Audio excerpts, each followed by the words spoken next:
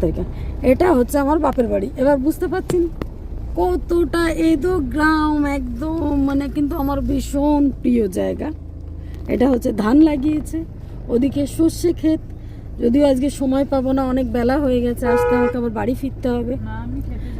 ওই দেখ, ব্যাস দাদা দাঁড় করান। কিরে তোর মা ডাকছিল? তো এটা আমার বাড়ি পৌঁছে গেছি, বাড়ি থেকে বেরিয়ে মাঠে চলে এসেছি। এটা হচ্ছে আমার বাপের বাড়ির পাড়া। তো আমি বাড়িতে এসেছি, বাড়িতে এসে ভালো একটু সর্ষে বাগান দেখাই। সর্ষে বাগান দেখাচ্ছি, তো চারিদিকে এখন রাস্তায় হচ্ছে হলুদ আর হলুদ, পুরো মাঠ হচ্ছে হলুদ। তো সেটাই আপনাদের দেখাচ্ছি।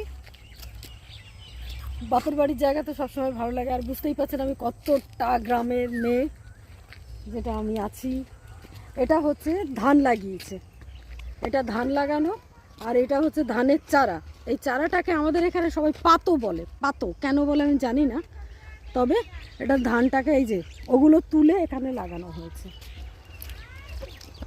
ওই পাতোগুলো তুলেই এই ধানের এখানে ছোট্ট ছোট্ট করে করে লাগানো হয়েছে।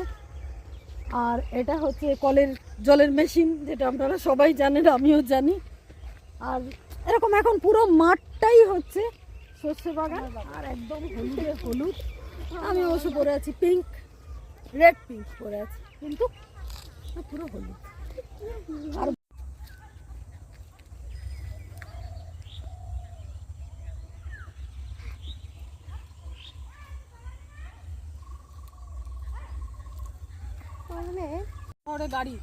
আমাদের ঘুম থেকে উঠতে হয় ওই ঘ্যা ঘু আওয়াজে, আর ঘুমোতে হয় ঘ্যা ঘু ভেতরে। আর হরিষার হাটে শনি মঙ্গলবার ও তো বাঁচা যায় না। তারপর তোর ভাইজি কি সুন্দর, মানে পুরো মাঠটা হলুদ আর হলুদ।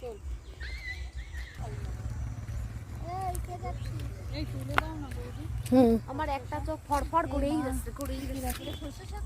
এদিকে ক্যাম্প সরষে শাক, কিন্তু কি তুলবো? পাতা করবো? এই ছোট ছোট পিচকে পাচকাগুলো তোল। এই পিচকে পাচকাগুলো তুলে দি। হ্যাঁ, ওই বস্তি বস্তা কোথায় করে খুঁজে পাবি তুই? এই বুঝি অনেক রয়েছে, তোল তুই।